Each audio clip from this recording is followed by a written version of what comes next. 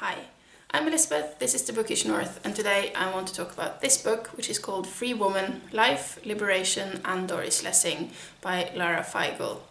And if you have watched my channel for more than a minute, you probably know that I like Doris Lessing.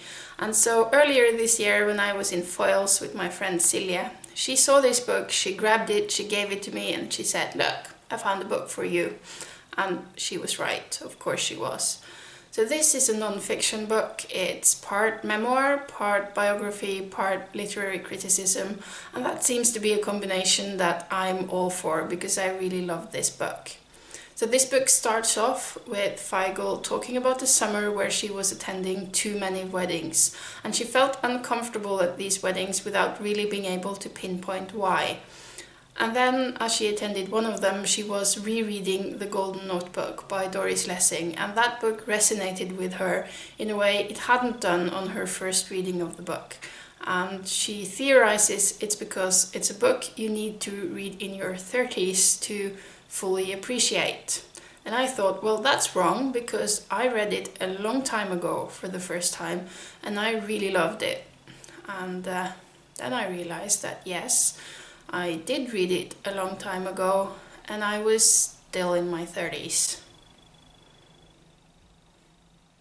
Anyways, the thing she resonated with in that book was Anna Wolf, the main character's struggle to find a kind of personal freedom within the confines of her daily life.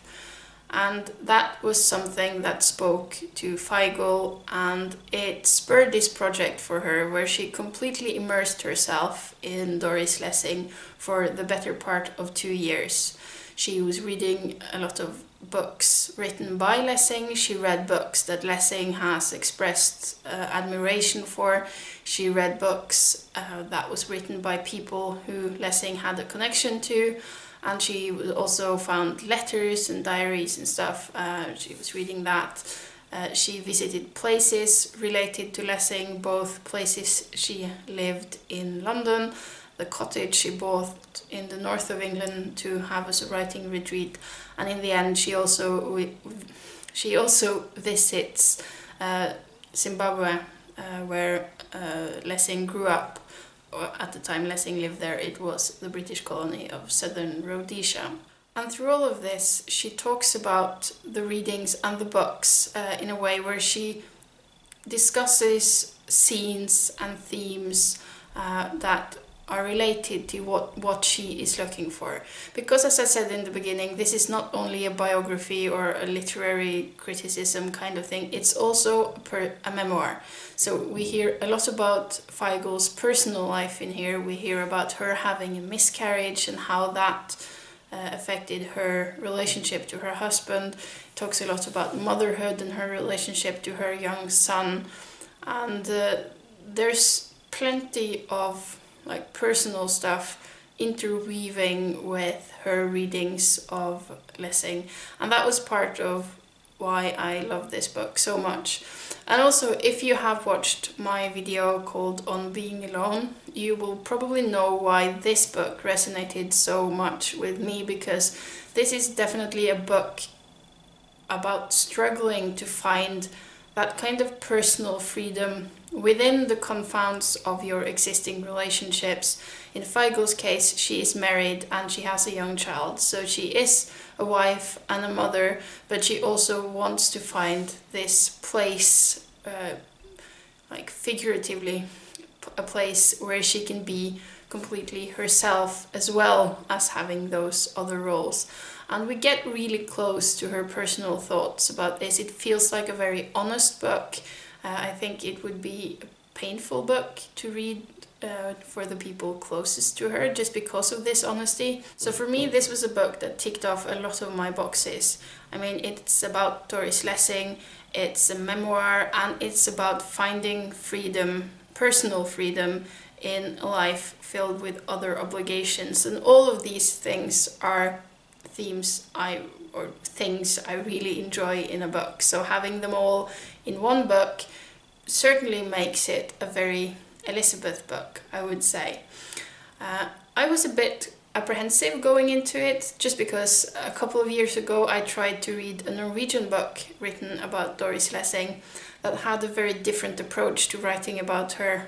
I DNF'd that book. I had to put it aside just because it felt very wrong just for how I wanted to read about it. For one thing, it felt like all the biographical information about Lessing was just very, very close to her autobiography, which I had already read, so it felt kind of pointless to read all the same things repeated. And the other thing was how that author was talking about the books, because she had also read a lot of Lessing's novels, and what she did was just to make summaries of them. So you had like 3-4 page summaries of each book she had been reading, and that just felt very wrong to me, because either I had read the novels, in which case a 4-page summary of it wasn't really all that interesting, and in the case where I hadn't read the novels, a 4-page summary is just not what I want. I would rather read the novel itself. So that book I had to put aside, but this was not like that at all. This was very different, and this is the kind of book I want to read about books I haven't read yet. Because, I mean, I have read, I think I am currently reading my 12th Doris Lessing book, and I still have more than 50 to go, because she was a very prolific author. So I knew going into this that I hadn't read all of the things she would be discussing. And sometimes that works out and sometimes it doesn't, but this was definitely one of the cases where it worked out, because she doesn't really talk about the books in that much detail. She looks for freedom in all of the things she's reading, different kinds of freedom. It's organized into chapters that discusses freedoms from different angles, from motherhood, free love, communism, mysticism or madness.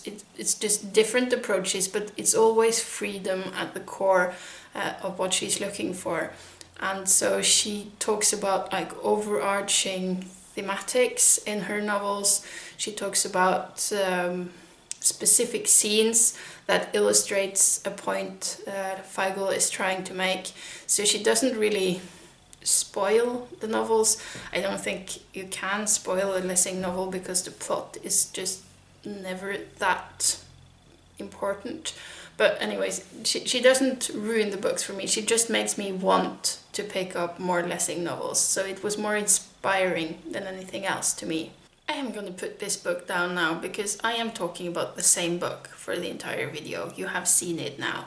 But this book also made me think about a lot of other things, not necessarily just the things that were on the page. And two of those things I want to talk about briefly today in relation to the book. The first of them is about my relationship to literary theory, because I don't have any formal education within literary theory. I did a creative writing class that lasted a year, and literary theory was a minor subject within that year, and that's my only taste for it. But usually literary theory and literary criticism based on that makes me mad or angry more than anything else. And I think that has to do with my relationship with reading and literature, and that just doesn't fit with the kind of thinking that lies behind literary theory.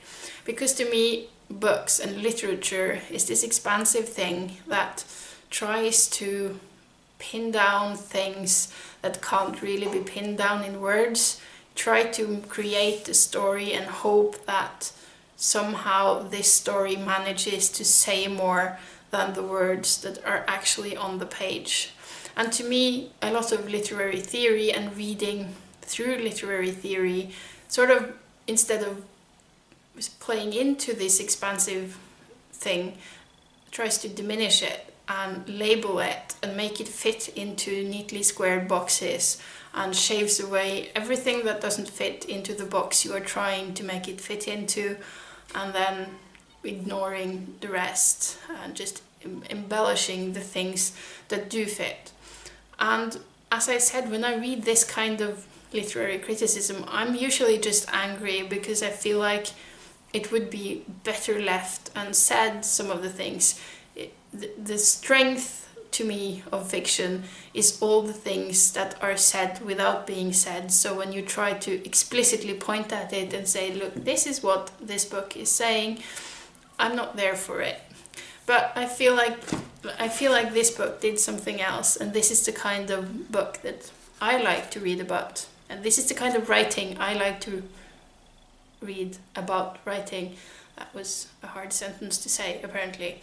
But to me, this is a way more expansive way of reading, because here Lara Feigel has a deep burning question about herself and her own existence, and she goes to the books to try to find answers, and she tries to see what other people have been thinking about this same problem before, and she tries to see how she can use books to find the answers she is looking for. And she goes to these books, she reads them, and she looks at what they're saying, and she tries to go on from there and think further along the same lines. And in that way, to me, that feels like a way more expansive way of reading than one like sort of framed in by literary theory. And for me, this is way closer to how I myself personally read books. And I think that is also one of the reasons why I really appreciated this one. The other thing this book made me think about, again, I would like to say, is reading broadly versus reading deeply. And this also makes me think about a video I saw like a month ago, made by Natalie from Curious Reader, where she was discussing exactly the same, reading diversely versus reading deeply, and is it possible to do both at the same time. I'll link her video down below, but spoiler alert, her conclusion is that yes, it is possible to do both. And I have constantly felt drawn between these two extremes all through my adult reading life. Because I feel, I've said this before, I am a fairly eclectic reader, and I feel that's part of both my identity as a reader, but also it's what keeps me interested as a reader, because if I'm fed up with one thing, I'll just read something else, and that will keep me reading.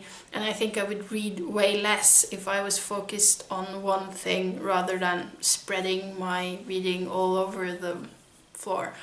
But at the same time, and especially when reading something like this, I'm also drawn to the idea of going really into one particular subject or author, and just diving in and really looking at all of the things connected, and getting a much, much deeper understanding of one particular thing or genre or the collected works of an author.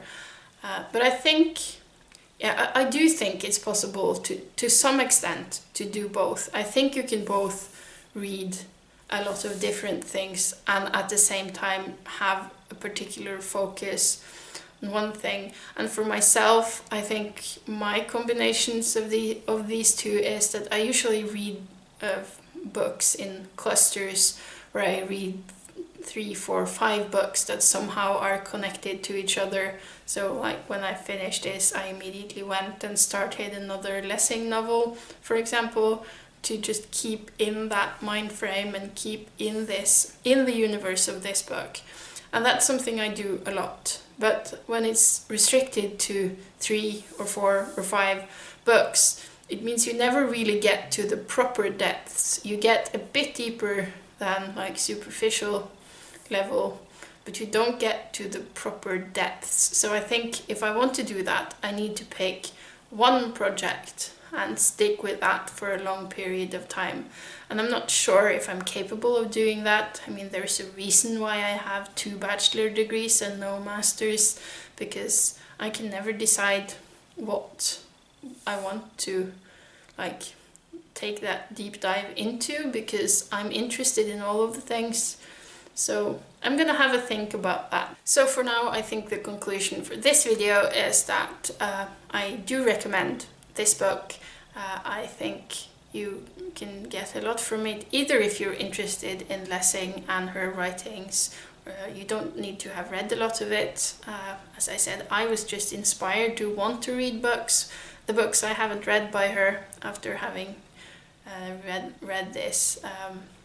So if you're curious about her, definitely pick this up. But I also think you can get something out of it, even if you don't have a particular interest in Doris Lessing, but just wants to see how one person uses books to figure out stuff in her own life, because I think it's a really strong book as a memoir as well. And I think I myself might go on to look at some of Feigel's other books, even though they might not have a topic that is as close to my heart as Doris Lessing. I think Feigel might be able to make it a topic prioritized for me, just because I enjoyed the way she was writing in this book. So just before I finish off, I'm curious to hear about your relationship with literary theory and reading books through the lens of literary theory. If you have a different experience than myself, I would love to hear about that. And that was all I have to say for today, and until next time, bye bye.